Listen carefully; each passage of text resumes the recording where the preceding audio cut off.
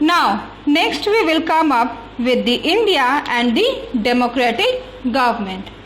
As we all know that India is predominantly a democratic government. So, it's the government of the people, for the people and by the people. People have the power to elect the leaders. Here, leaders are answerable to the people from whom they are elected.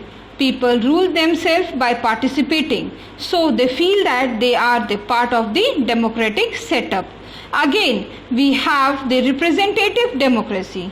So, how it differs from democracy?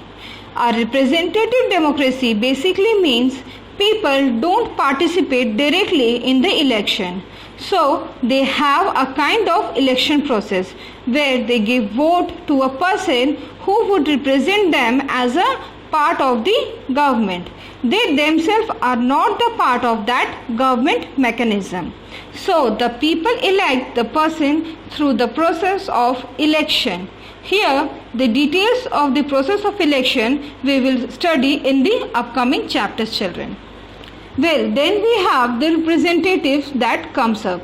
The representatives takes decision and those decisions are given further to the people.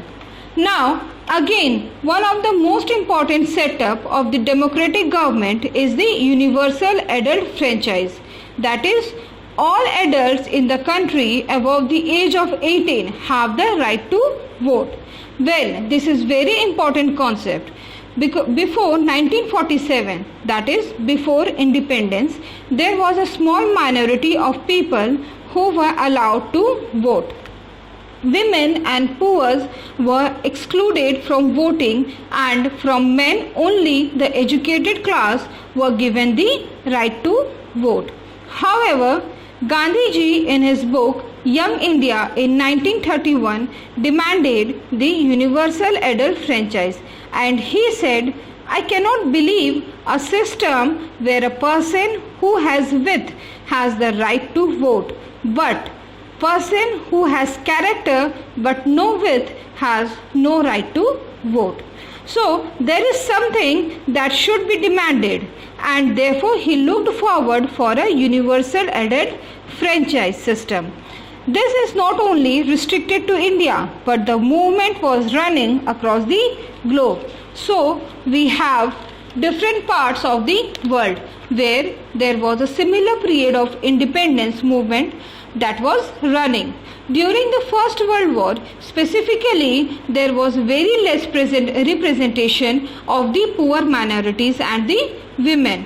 It was the First World War itself where the women came into play and started up a kind of women suffrage movement. And this movement talked about the rights of the women, and this ultimately led to providing the rights. In 1920, United States allowed the women to vote, and in 1928, United Kingdom allowed the women to vote. So, all this was all about the common movement worldwide in a revolution, which talked about the universal adult franchise and the women's suffrage movement. Well, students, here we end up with our chapter. Hope this video will help you to understand the chapter clearly. Thank you.